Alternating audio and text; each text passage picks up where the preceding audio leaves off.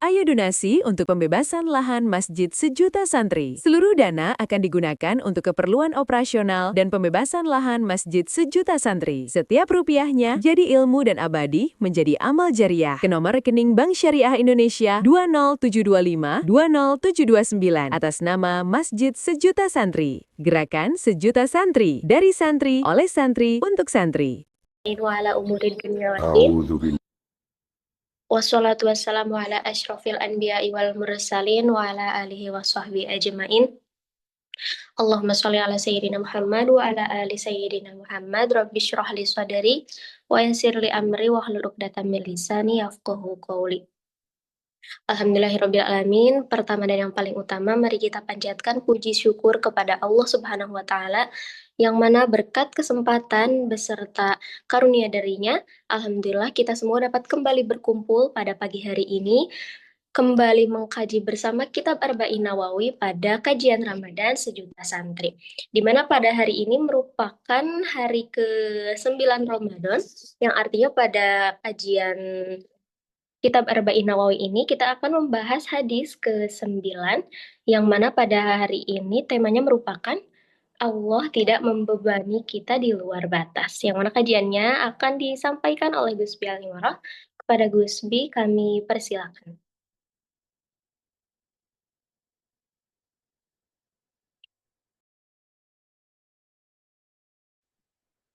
أعوذ بالله من الشيطان الرجيم بسم الله الرحمن الرحيم السلام عليكم ورحمة الله وبركاته Waalaikumsalam warahmatullahi wabarakatuh. إن الحمد لله نحمده ونستعينه ونستغفره ونعوذ بالله من شرور أنفسنا ومن سيئات أعمالنا من يهده الله فلا مضل له ومن يضلل فلا هادي له أشهد أن لا إله إلا الله وحده لا شريك له وأشهد أن محمدا عبده ورسوله لا نبي ولا رسول بعده Rabbi shrah li sadri wa yassir li amri wahlul 'uqdatam min lisani yafqahu qawli. Rabbi anzilna munzalan mubarakan wa anta khairul munzilin. Bismillahilladzi la yadurru ma'asmi syai'un fil ardi wala fis sama'i wa huwas samiul 'alim. Rabbi zidni ilma warzuqni fahma amin. Alhamdulillah, mari kita selalu memanjatkan rasa syukur kita atas semua karunia, atas semua kasih sayang Allah, atas semua pemberian baik yang kita rasakan secara langsung maupun secara tidak langsung, baik yang kita rasakan maupun yang belum kita rasakan. Semua nikmat yang kita terima, alhamdulillah, bukti kasih sayang Allah kepada kita semua. Maka jangan pernah kita menyanyiakan rasa syukur. Jangan pernah kita men-skip rasa syukur. Karena itu adalah bentuk kita berterima kasih kepada Allah dengan cara menggunakan semua pemberiannya dengan sebaik-baiknya.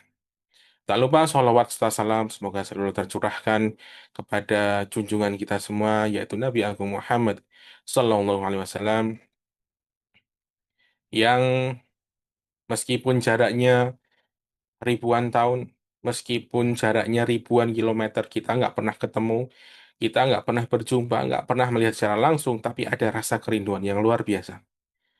Ada rasa ingin jumpa yang nggak bisa dijelaskan dengan kata-kata. Mari kita senantiasa bersolawat untuk beliau, karena dengan jasa beliau kita bisa nikmat berislam, nikmat beriman, hingga sampai saat ini. Dan semoga kita semua nantinya mendapatkan syafaat beliau kelak. Amin ya rabbal alamin. Alhamdulillah saat ini kita sudah sampai di hadis ke-9, nggak kerasa ya. Ada yang masuk hari ke-9, ada yang masuk hari ke-8. Tergantung mau pakai ru'yat apa hisab kemarin ya. Tapi itu tentunya bukan masalah yang besar. Yang penting sekarang kita pagi ini kita ngaji bersama, kita buka Arba'in Nawawi, dan sudah masuk di pembahasan di mana Allah nggak akan pernah membebani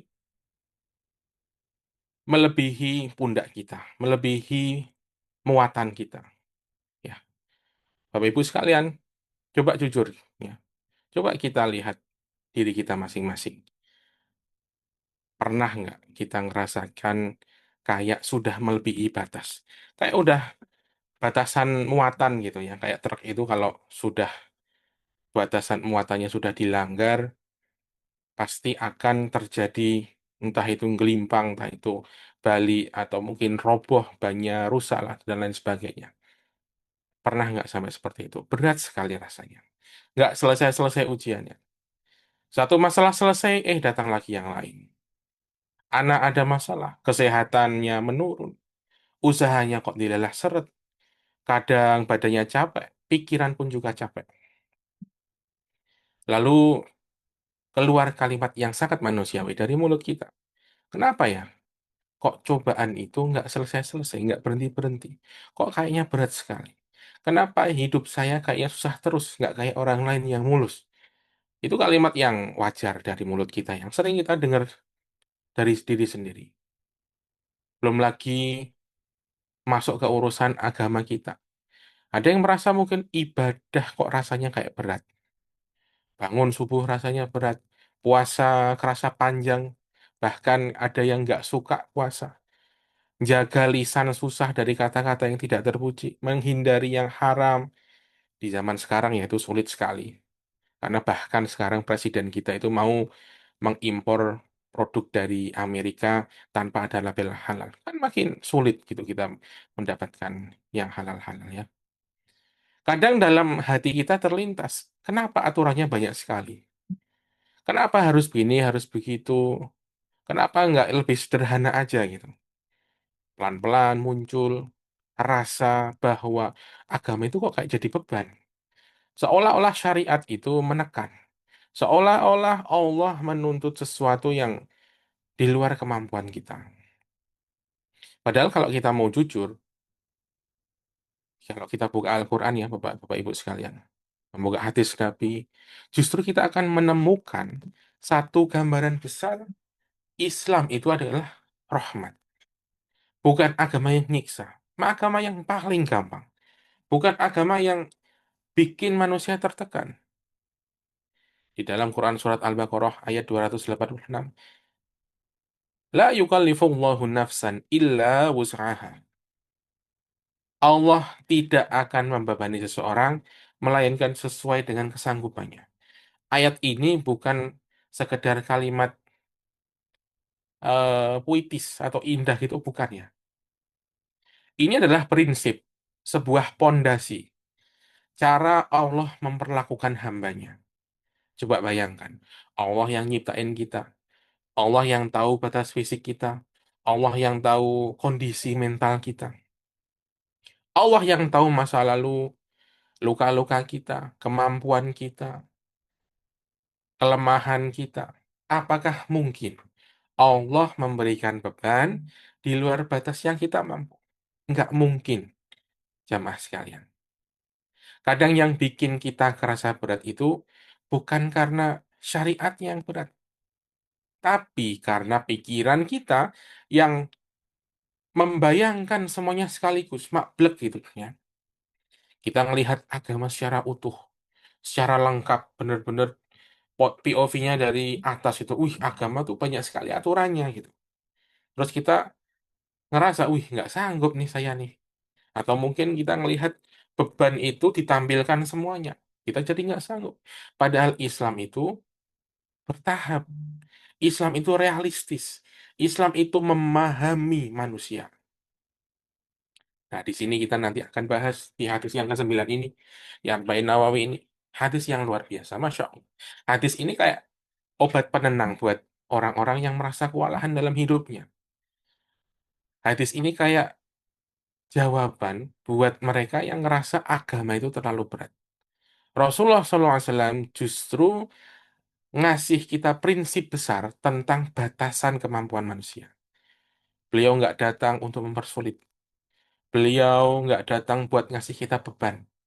Tapi beliau datang bawa kemudahan dan keseimbangan.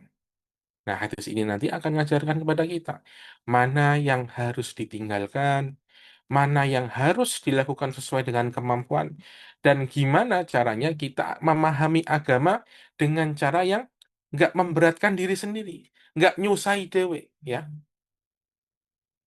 Maka sebelum kita masuk ke teks hadisnya, Mari kita luruskan dulu di hati kita. Allah itu maha adil. Allah itu maha lembut.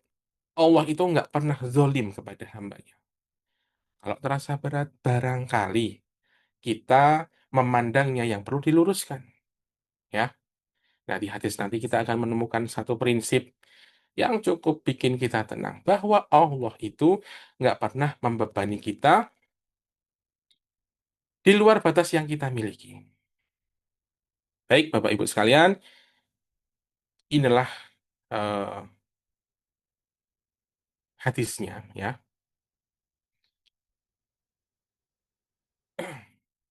An Abi Hurairah Abdurrahman ibni Sakhrin radhiyallahu anhu ta'ala anhu qala sami'tu Rasulullah sallallahu alaihi wasallam yaqulu ma nahaitukum anhu fajtanibuhu wa ma amartukum bihi fa'tu minhu ma istata'tum fa inna ma ahlakal ladzina min qablikum kathratu masailihim wa ikhtilafuhum ala anbiya'ihim rawahul Bukhari wa Muslim. Dari Abu Hurairah Abdurrahman bin Syahr radhiyallahu anhu dia berkata, aku mendengar Rasulullah sallallahu alaihi wasallam bersabda, apa saja yang aku larang kalian darinya, maka jauhilah. Dan apa saja yang aku perintahkan kepada kalian, maka kerjakanlah semampu kalian.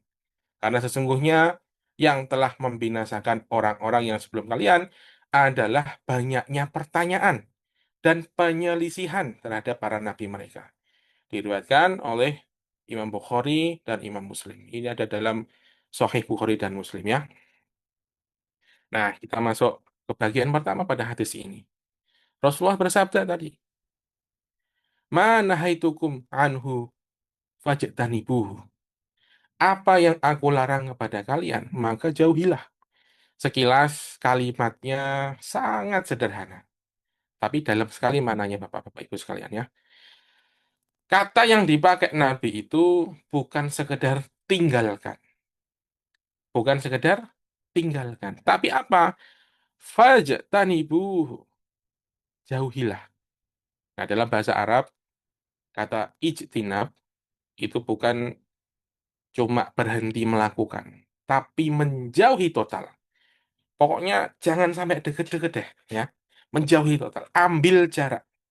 Jangan mendekat. Jangan ada di sekitar itu. Artinya apa, Bapak-Bapak Ibu sekalian? Kalau Allah udah bilang haram, udah jelas dilarang, maka sikap kita bukan mencari batasan aman. Bukan terus tanya-tanya, emang seberapa dekat saya boleh sama barang haram ini? Bukan. Justru kita harus menjauh. Nggak usah tanya-tanya batasannya.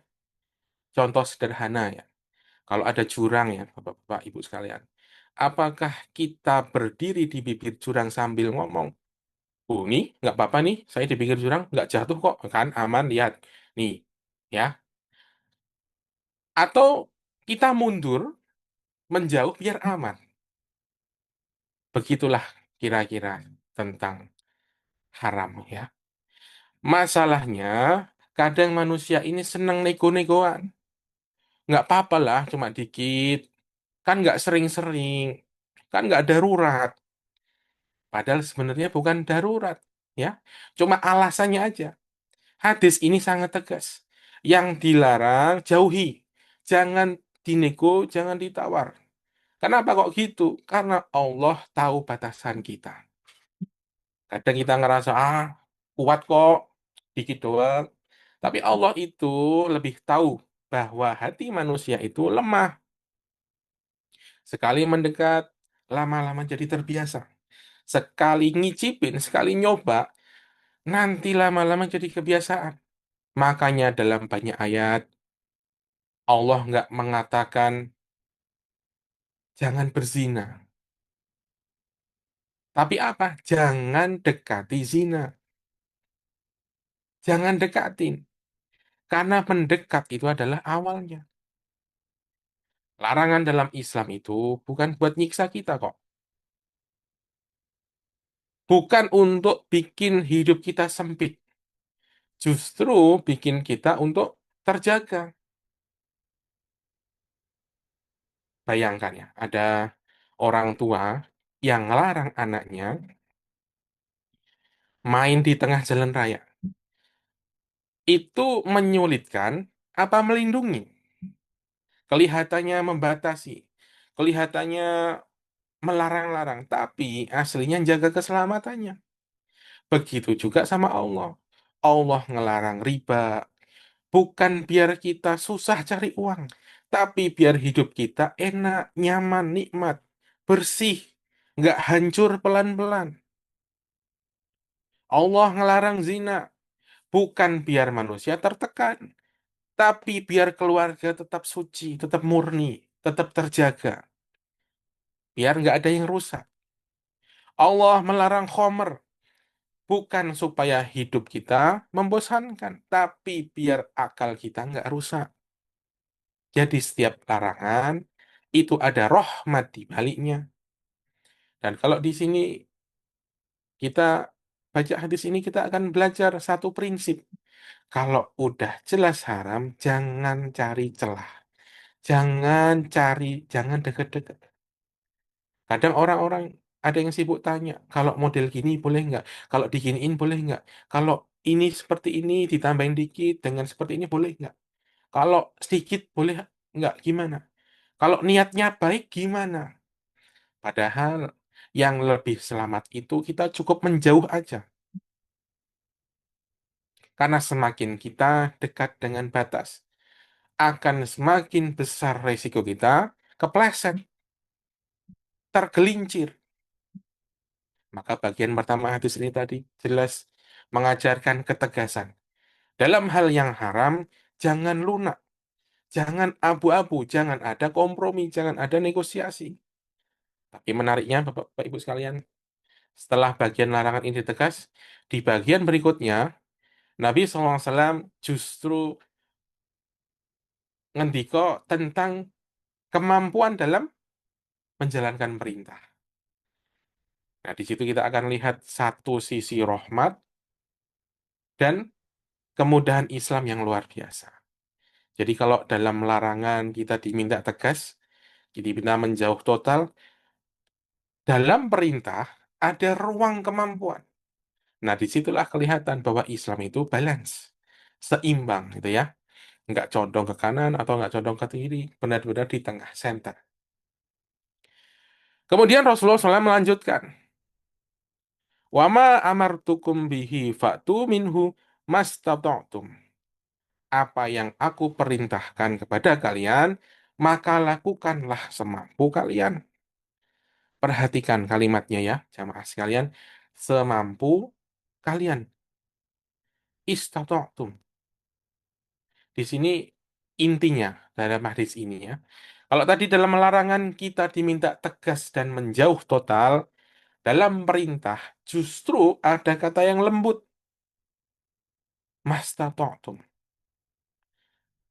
Mastata'tum apa? Sesuai dengan kemampuan kalian. Sak tekane, tapi tetap diusahakan. Artinya apa? Islam itu sangat realistis. Islam tahu manusia itu beda-beda kemampuannya. Fisiknya beda, ekonominya beda, kondisi kesehatannya berbeda, bahkan kekuatan mentalnya pun beda. Maka di sini Allah nggak pernah menyamakan kapasitas semua hambanya. Contoh nih sederhana ya, sholat itu wajib, wajib berdiri bagi yang mampu. Tapi kalau nggak mampu berdiri, boleh duduk. Nggak mampu duduk, boleh berbaring. Bahkan kalau cuma bisa rebahan, nggak bisa gerak-gerak pun, boleh cuma dengan isyarat mata. Tetap sah loh. Ya. Kenapa? Karena prinsipnya semampunya. Puasa Ramadan wajib. Tapi kalau sakit, boleh nggak puasa diganti hari yang lain.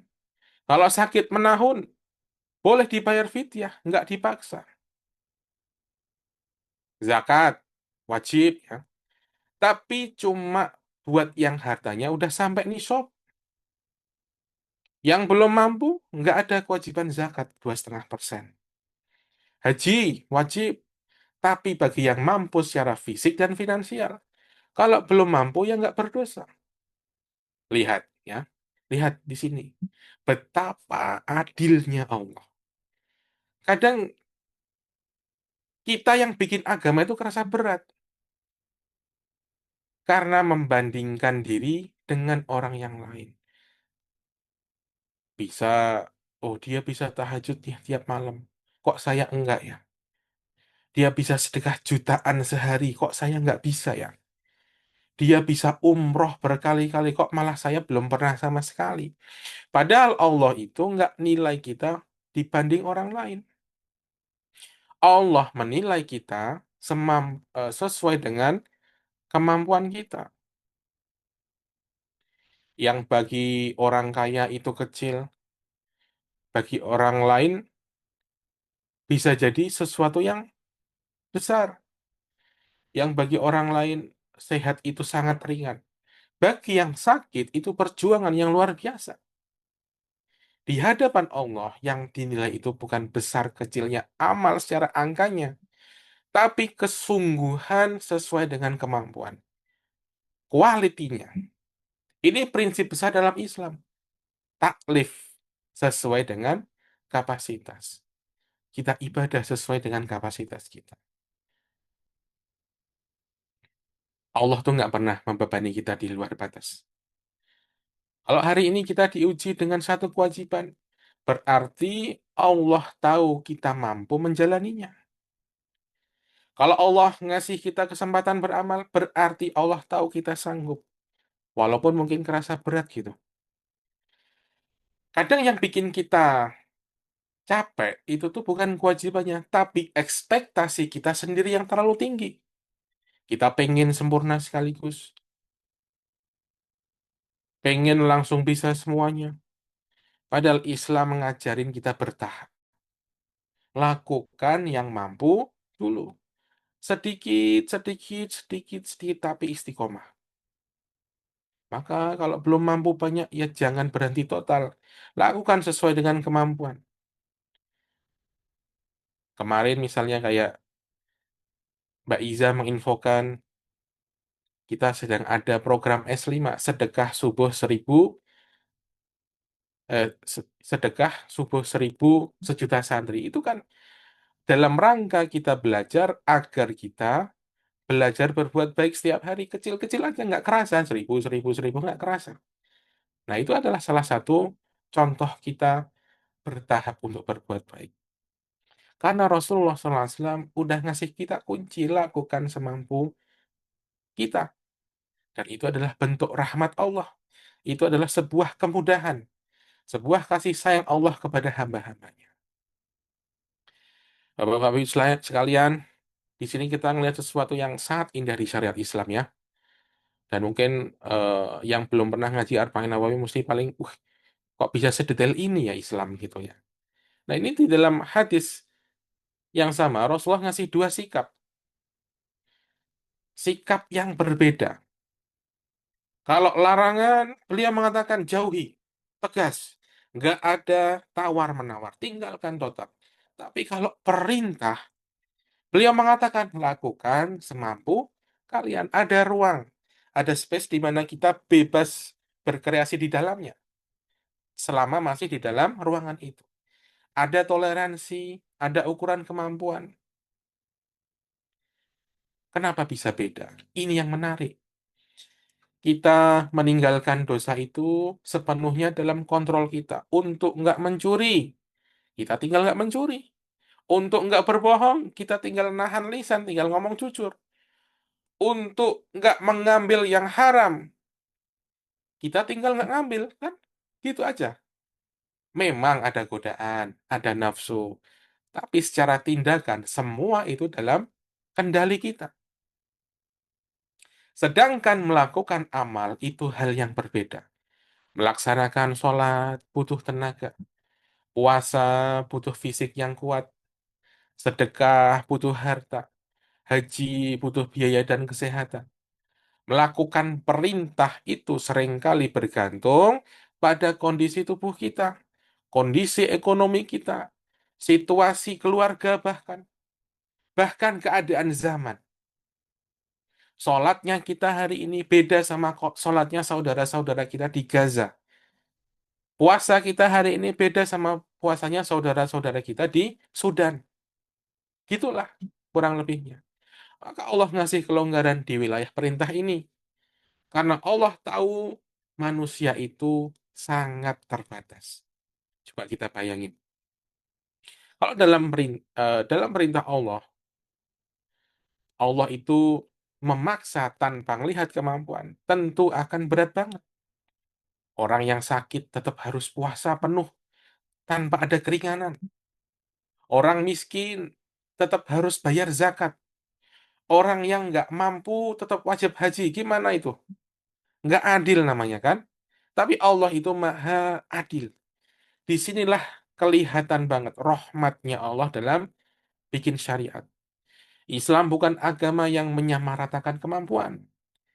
Islam bukan agama yang menuntut manusia melebihi batas. Tapi dalam hal larangan, kenapa kok tegas? Karena dosa itu merusak. Dan kalau nggak tegas, manusia itu cenderung suka longgar gitu. Sekali dikasih celah, nanti los melebar kemana-mana. Ini boleh nggak? Itu boleh nggak? Ini, tanya terus. Misalnya nih dalam urusan riba, kalau kita bilang dikit aja deh, boleh kok. Nanti malah jadi kebiasaan. Urusan zina, kalau Islam bilang, yang penting nggak keterlaluan. Lama-lama batasannya itu hilang sendiri loh. Maka dalam hal larangan, Islam itu jaga kita dengan ketegasan.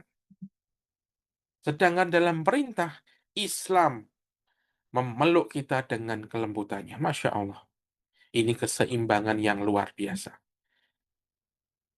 Jangan terbalik. Karena kadang kita malah kebalikannya. Di dalam larangan, kita nyari-nyari keringanan. Ini gimmick boleh nggak? Ini boleh nggak? Tapi dalam perintah, kita malah memaksa diri sampai stres sendiri. Sampai kesal sendiri. Ya, padahal Nabi udah ngatur polanya. Kalau larangan, tinggalkan total. Kalau perintah, lalu lakukan sesuai kemampuan. Relevan sekali buat kita sehari ini ya. Yang sudah mulai punya cucu nih, ibu-ibu di sini. Pasti tahu, sudah berumur, pasti tahu bagaimana zaman itu kita ini berubah, kita makin tua, zamannya makin berat. Maka fokusnya tadi aja. Kalau itu larangan, tinggalkan total. Kalau perintah, ayo kita berusaha semaksimal kita, tapi jangan bikin kita berat sendiri. Allah sudah bikin aturan. Belum mampu banyak sedekah, ya 1000-an aja sehari tiap pagi. Jangan maksa sampai ngutang. Kalau belum kuat ibadah lama di malam, di sepertiga malam, ya cicil aja 2 rakaat, 2 rakaat. Tapi kalau urusan halal haram, jangan pernah main di pinggir jurang. Ya.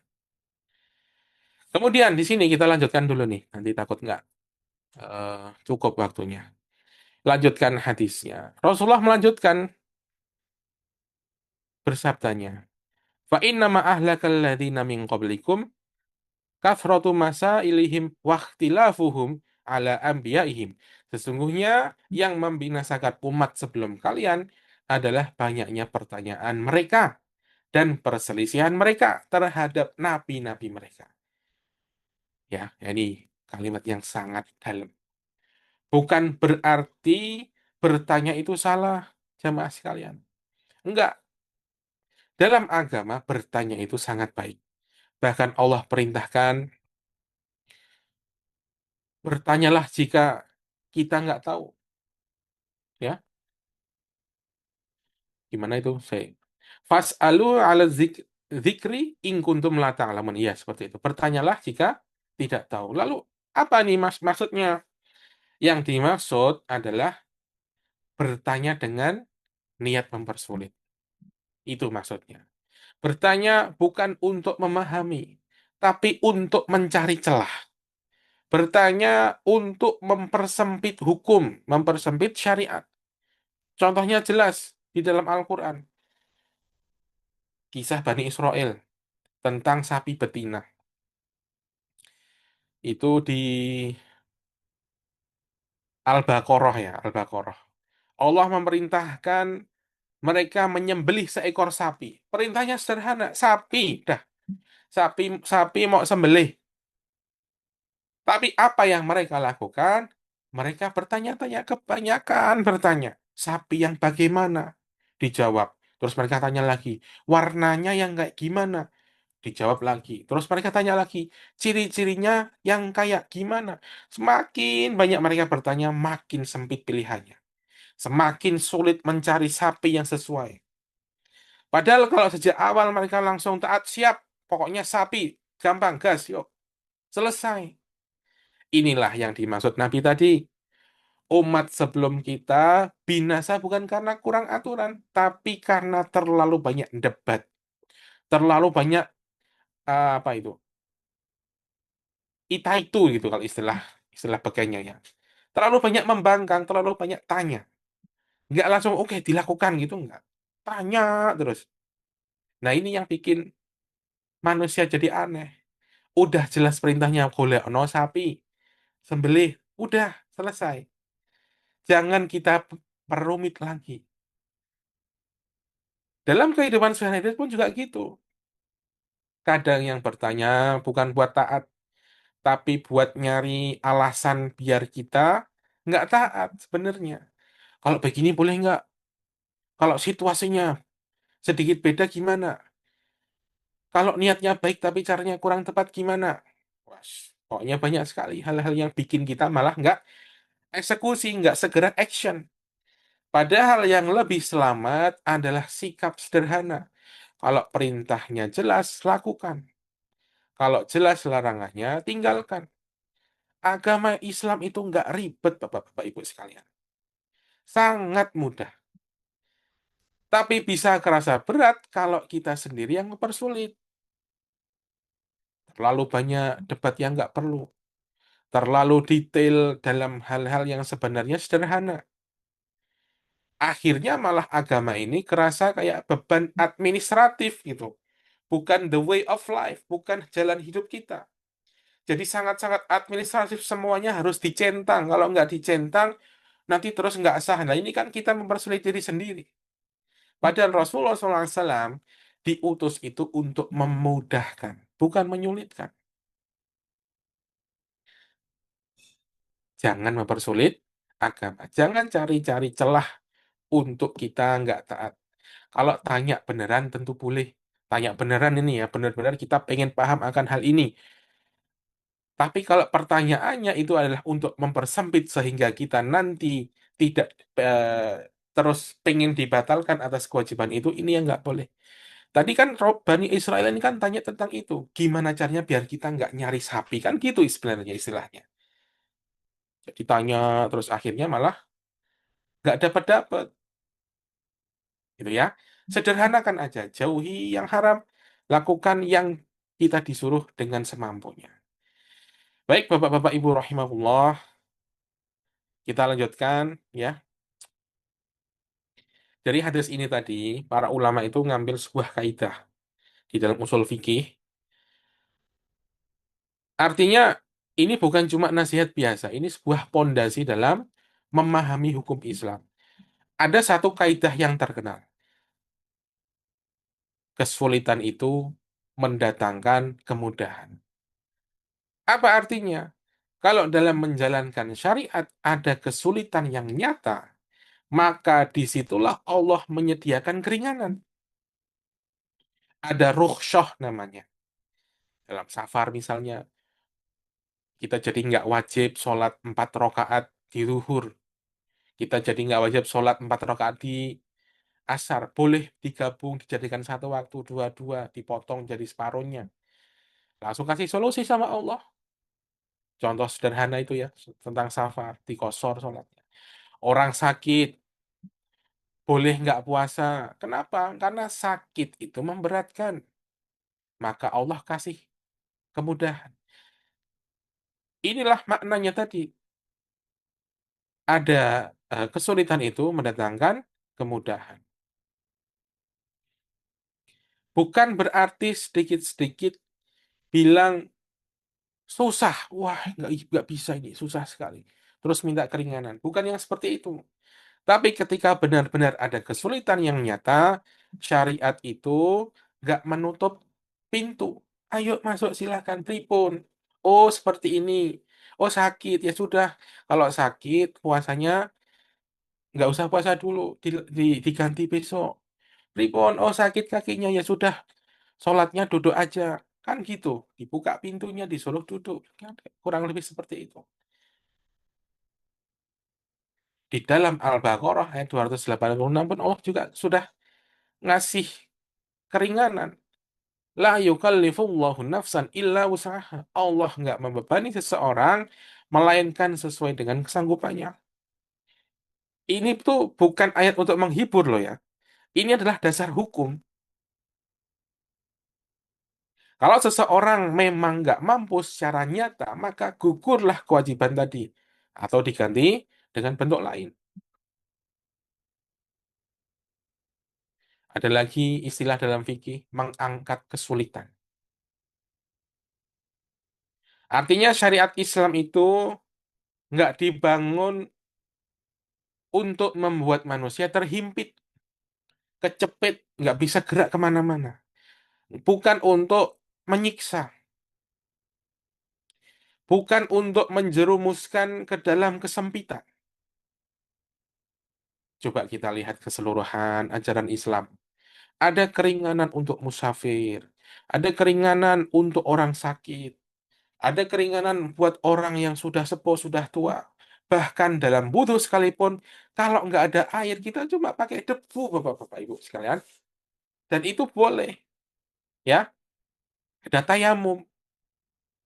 Kenapa banyak sekali pintu keringanan di dalam Islam? Karena agama Islam itu agama realistis. Makanya orang-orang yang murtad itu, mereka itu nggak paham.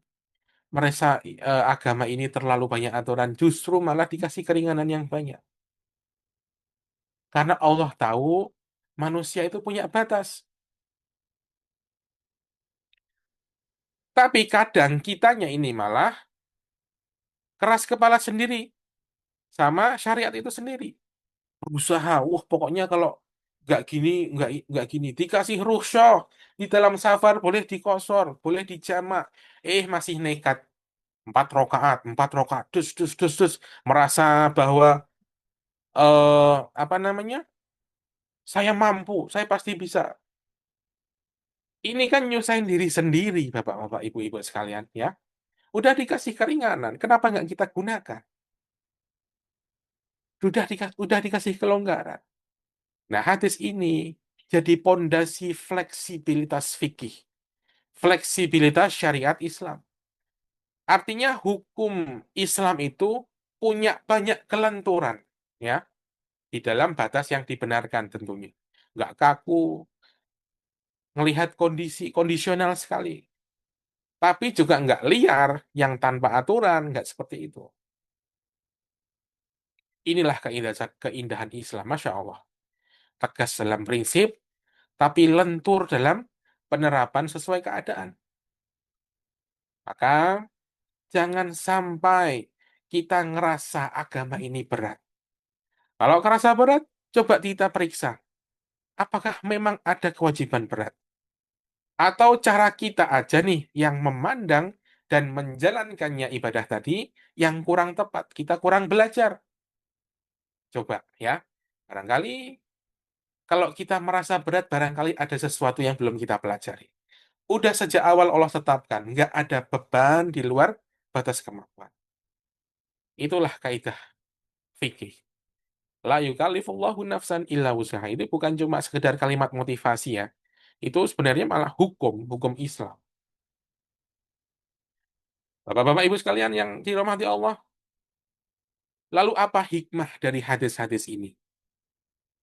Hikmah yang pertama, Allah itu Maha tahu batasan kita. Seringkali kita ngerasa ujian hidup ini terlalu berat. Ada yang diuji dengan sakit bertahun-tahun. Ada yang diuji dengan masalah keluarga. Ada yang diuji ekonominya yang nggak pernah bisa stabil sampai saat ini. Ada yang diuji anaknya nggak bisa diatur. Ada yang diuji kesepian di masa tuanya. Kadang dalam hati terlintas, ya Allah, kok berat sekali ya. Tapi hadis ini bisa ngingetin kita juga. Ada makna motivasional di sini. Selain tadi ngatur hukum Islam. Nggak ada beban di luar kapasitas.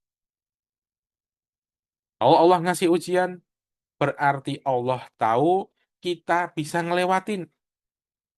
Mungkin nggak pakai kekuatan kita sendiri, tapi dengan pertolongan Allah.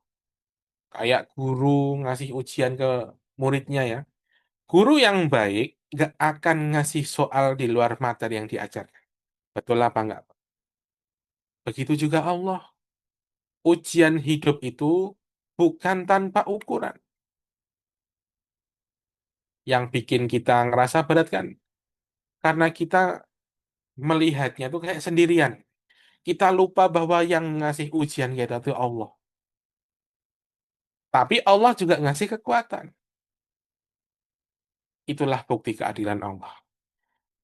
Hikmah yang kedua, jangan pernah berlebihan dalam beragama. Loh, maksudnya gimana nih? Berarti kita nggak boleh sedekah banyak-banyak. Bukan. Ini penjelasannya ya. Jadi, ada dua sikap yang sering muncul dalam beragama. Apa itu? Yang pertama adalah ekstrim kiri. Orang-orang yang meremehkan agama. Ah, udah nggak apa-apa. Yang penting baik kok. Jadi manusia itu kan yang penting baik. Orang-orang nggak akan tanya agamamu. Yang dilihat adalah kelakuanmu. Gitu nggak? Sering nggak kita dengar kayak itu? Itu adalah mindset yang salah kaprah. Alah, nggak usah terlalu serius beragama. Alah, dikit-dikit nggak usah bawa-bawa agama. Alah, semua juga sama mengajarkan kita kepada kebaikan. Ya, ada nggak yang pernah dengar kata-kata ini? Ini sangat, sangat, sangat berbahaya, Bapak Ibu. Membahayakan tauhid kita. Sangat berbahaya karena agama kita jadi nggak dihormati. Tapi ada juga malahan yang ekstrim ke kanan. Orang-orang yang mempersulit agama. Sedikit-sedikit terus jadi haram. Sedikit-sedikit kita jadi ngerasa kurang. Sedikit-sedikit ngerasa bahwa standar kita yang bagus dan orang lain salah. Padahal Islam itu agama di tengah, moderat. Nggak meremehkan, tapi juga nggak mempersulit. Rasulullah SAW sendiri pun ketika dikasih pilihan antara dua perkara yang sama-sama halal, beliau milih yang mudah. Rasulullah loh kelasnya. Ya, selama nggak mengandung dosa. Kenapa? Ya karena Islam itu dibangun di atas kemudahan. Gitu ya keadilan Allah. Insya Allah. Hikmah yang ketiga, jangan tunda amal karena tidak bisa sempurna. Orangnya perfeksionis. Wah, pokoknya kalau saya nggak sedekah 1 juta, saya nggak akan sedekah. Nah ini, yang seperti ini. Kadang kita itu nggak bisa beramal itu bukan karena tidak mau, tapi karena merasa nggak bisa sempurna, nggak bisa sesuai dengan ekspektasi. Nggak bisa sholat tahajud 11 rakaat, akhirnya malah nggak tahajud sama sekali. Nggak bisa sedekah besar, akhirnya malah nggak sedekah sama sekali. Nggak bisa khatam 1 juz, akhirnya malah nggak baca Quran sama sekali. Padahal Nabi SAW udah ngendiko, lakukan semampunya.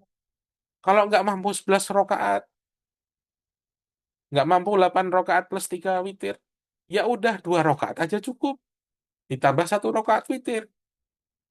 Kalau nggak mampu sedekah 1 juta, 2 juta, 1.000 rupiah pun bisa gitu. Ya, nggak usah ini terlalu jauh mikirnya. Yang penting kita lakukan dulu.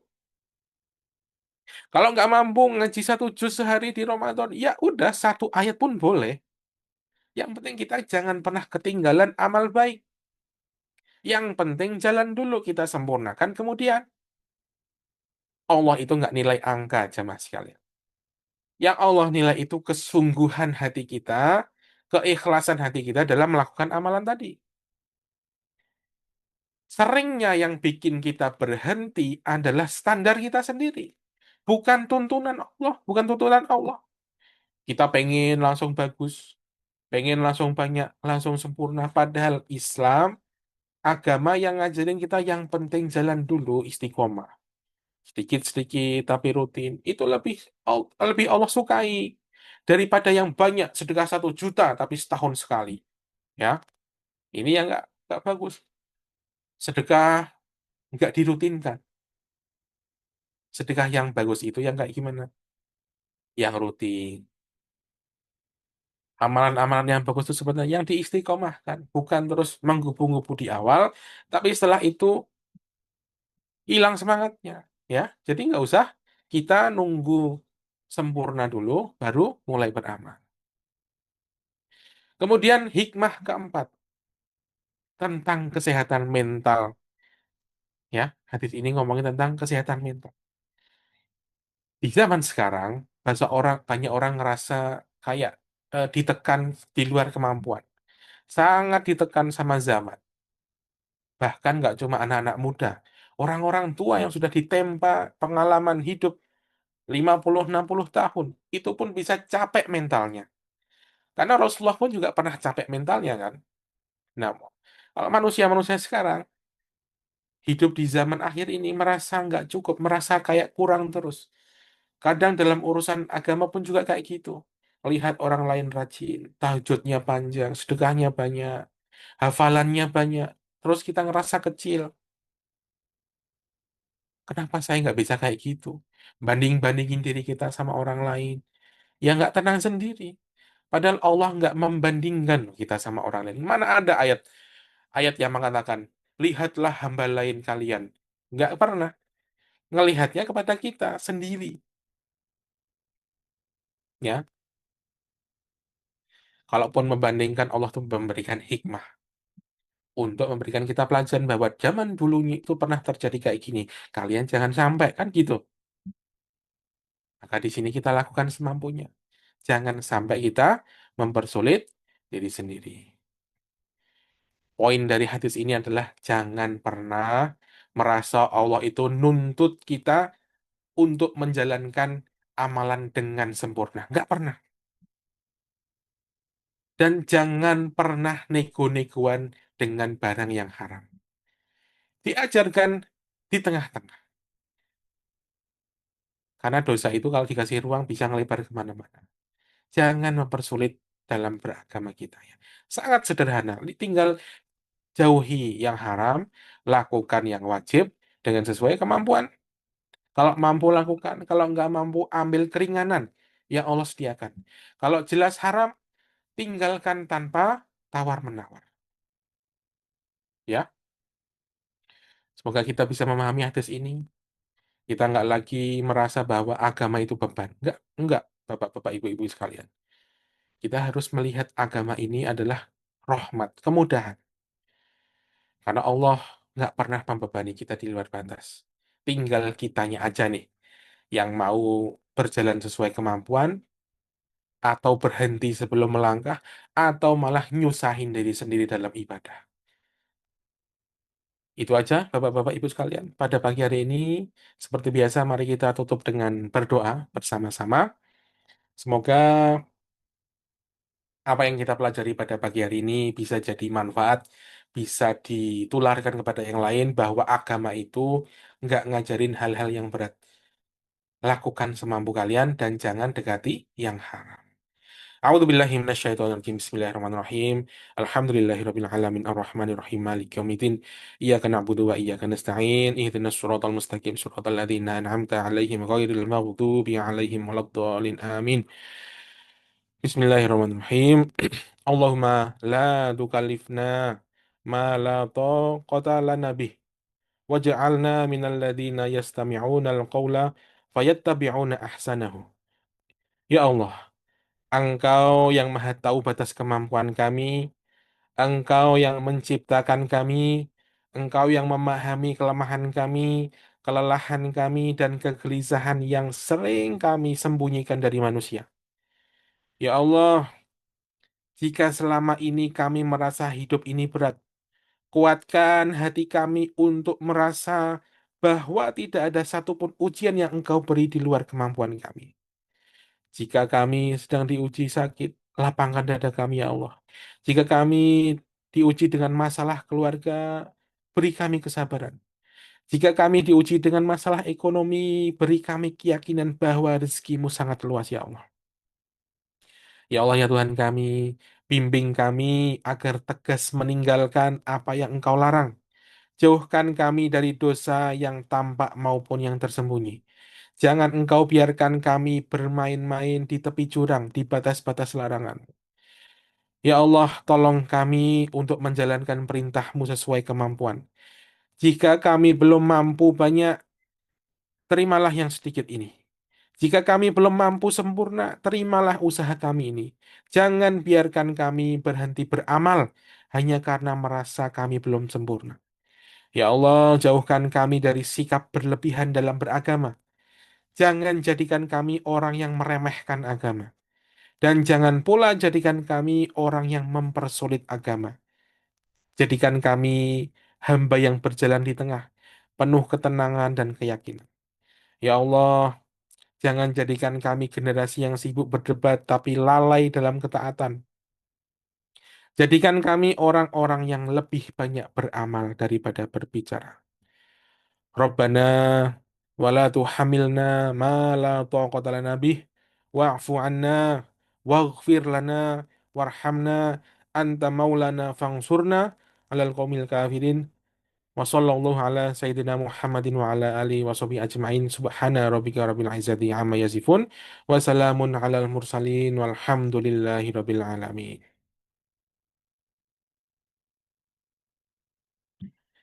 Baik, itu Bapak-bapak Ibu-ibu sekalian. Semoga bisa bermanfaat. Sampai jumpa di besok subuh. Dan semoga kita tetap istiqomah dalam belajar dan menjalankan semua kewajiban sesuai dengan kemampuan kita masing-masing. Dan semoga Allah berikan kita kekuatan untuk menjauhi semua hal yang dilarang. Barakallahu fikum, wallahu a'lam bishawab. Assalamualaikum warahmatullahi wabarakatuh. Waalaikumsalam warahmatullahi wabarakatuh. Alhamdulillahirrabbilalamin. Bapak, Ibu, dan teman-teman semuanya, kajian pada pagi hari ini telah selesai. Semoga ilmu yang telah disampaikan dapat menjadi ilmu yang bermanfaat, juga barokah bagi kita semuanya. Terima kasih banyak juga kepada Gus Bi yang telah menyampaikan ilmunya.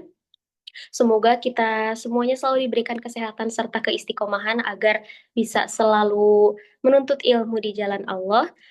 Kita tutup kajian pada pagi hari ini dengan membaca doa kifaratul majelis bersama-sama. Subhanakallahumma wa bihamdika asyhadu an la ilaha illa anta astaghfiruka wa atubu ilaik. Mohon maaf sebesar-besarnya apabila banyak terdapat salah dalam ucap maupun perbuatan. Wassalamualaikum warahmatullahi wabarakatuh. Waalaikumsalam warahmatullahi wabarakatuh. Ayo donasi untuk pembebasan lahan Masjid Sejuta Santri. Seluruh dana akan digunakan untuk keperluan operasional dan pembebasan lahan Masjid Sejuta Santri. Setiap rupiahnya jadi ilmu dan abadi menjadi amal jariah. Ke nomor rekening Bank Syariah Indonesia 20725-20729 atas nama Masjid Sejuta Santri. Gerakan Sejuta Santri, dari santri, oleh santri, untuk santri.